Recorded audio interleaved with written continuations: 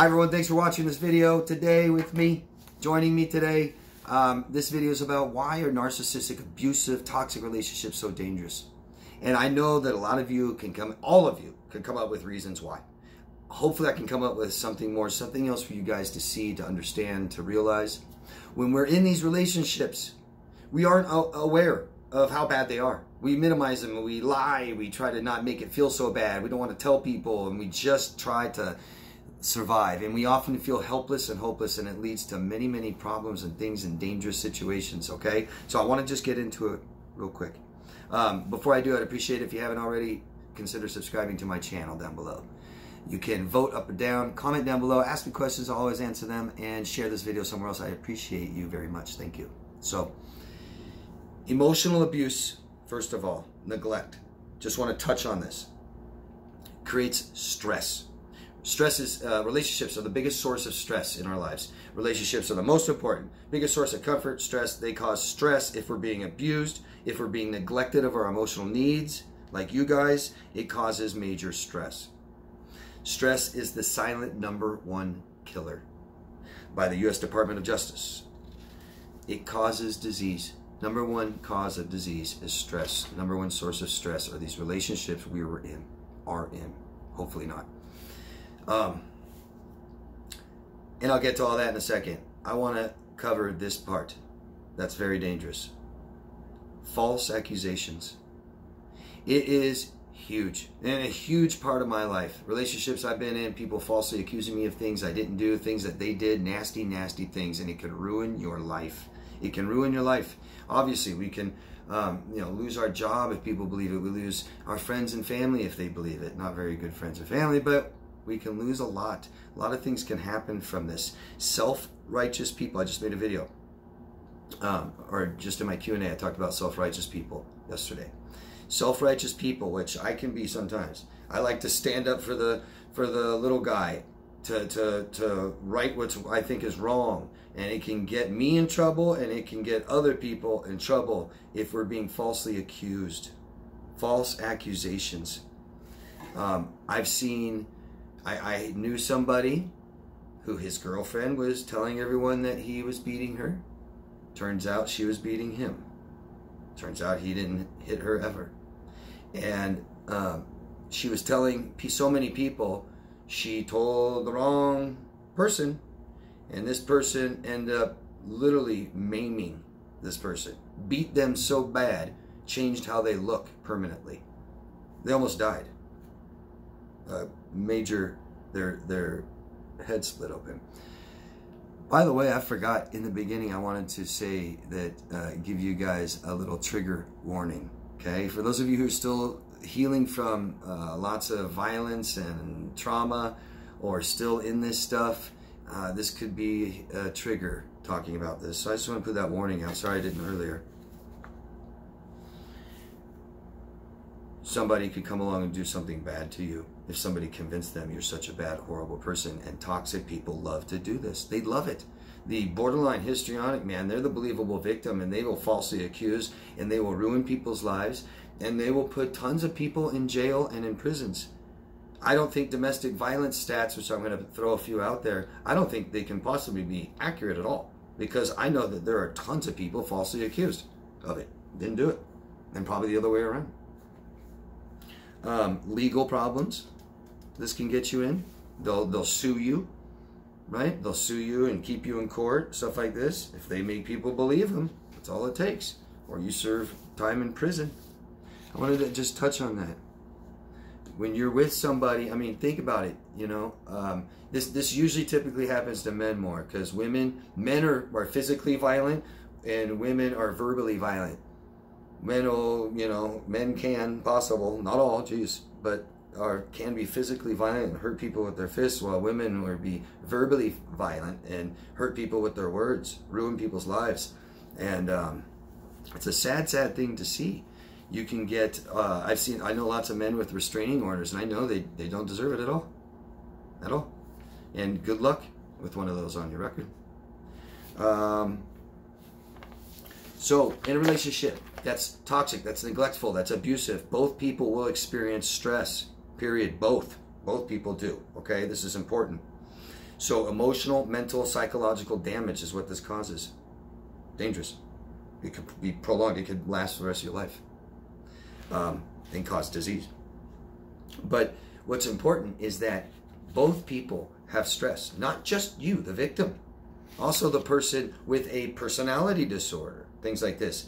Toxic traits and violent behaviors surface later in relationships. Typically, it takes a while, right? It was so great in the beginning. They didn't do that in the beginning. Because of stress in the relationship. Personality disorder people cannot communicate, cannot get what they want and need. That's neglect. You can't ever give it to them enough. And so it causes major stress, and they become stressed. And this is when toxic behaviors surface. That's why it takes a while sometimes, typically about 6 months. It makes them unstable. Unstable means impulsive. That's when we do the biggest things that aren't like us. It's when we make the biggest mistakes, when we're impulsive and unstable. And now you have someone with a personality disorder, someone who's violent, under the biggest stress that they can ever have. Scary, dangerous. There's an element of some of these people wanting you to hurt them, like Pope asked about. Men and women, hit me, hurt me. They hurt inside and want to be treated that way. A lot of times people will hurt themselves, things like this, because that's how they feel inside, to alleviate that. Sometimes they want you to hurt them so that it helps their shame. I abuse you. If you're an abuser too, it's okay. Some people just want to scapegoat you. Some people set you up. Some people will totally make you go lose it crazy and then break out the video camera to show everyone that you're the bad person, to help scapegoat you. Some people, some of these toxic people want you to commit suicide. Yeah. I've seen it. I've experienced it. I know for a fact there's people out there, more than one, that have tried to get me to commit suicide by nasty, disgusting psychological ways. And I know that there's people out there right now who are trying to get me to do it.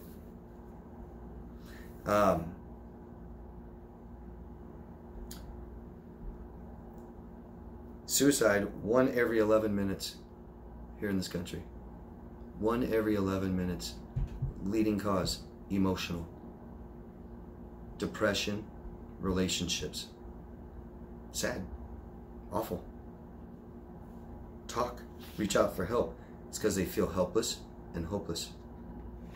Some, like sociopathic people, when they're done with you, when they fully believe they own you, and they're done with you, or you somehow get out of their grips, because they're almost never done with you, sociopath, they will try to get you to kill yourself. I'm done with you. I don't want anyone else to have you. I want you to kill yourself in my name. I can tell everybody about it. Pretty sick. Or the worst, murder. Murder. Obviously, people that are murdered in relationships by their partner saw signs, saw red flags, saw it coming, didn't reach out, not enough, didn't leave. Intimate partner violence. You've heard this a lot lately, right? In the Johnny Depp case. Here's just some stats. Battered U.S. women are 75% less likely to die when they don't leave their abuser. Wow. American men are victims of domestic violence 12% of the time. Way more. Globally, well, maybe the percentage isn't changed, but the numbers, statistics, guarantee you. Globally, 275 million children witness firsthand violence at home. That's where it starts. We know this. It all starts young, childhood, and abuse in relationships typically start early age. Domestic violence support request from Spanish women spiked 700% in the first 2 weeks of April 2020. Reported intimate partner abuse cases ballooned over threefold in a couple different countries, China being one of them, a month into COVID-19 lockdown. As many as 25,000 wives are burned to death in the Indian subcontinent each year. I mean, my God. here's out developing countries. 36% of people in developing countries find domestic violence defensible under certain circumstances. It's okay. 25% of women and 15% of men have experienced teen dating violence. It starts early. 50% of all violent crime is intimate partner abuse. Jesus. American women experience 4.8 million physical assaults and rapes at the hands of their intimate partner every year. 4.8 million. This is what we know. This is what reported, meaning it's a lot more. Who knows how much more? These relationships, it use the analogy frog in a boiling water, frog in a pan. If you take a frog and throw him in a pot of boiling water, he'll jump out, right? Woo, just like this, right? If you date somebody in the first date, they're lying to you and cheating on you already and beating you, you're out of there, right? It doesn't happen that way. Why do people hurt you and not someone else? Because they believe they can get away with it from you. That's it. That's it. I get that question all the time. Why are they so mean to me and so good to someone else? Because that someone else doesn't let them feel like they can get away with it. Reach out for help, guys. We are here for each other, and we're here to help each other. My God. Okay? And it doesn't just have to be murder, suicide. You guys are dying. If you're allowing someone to do this to you, if you're having this much stress in relationships, it's killing you right now, every day. Okay? Hope I nailed that point home, and thanks for the question, Pope.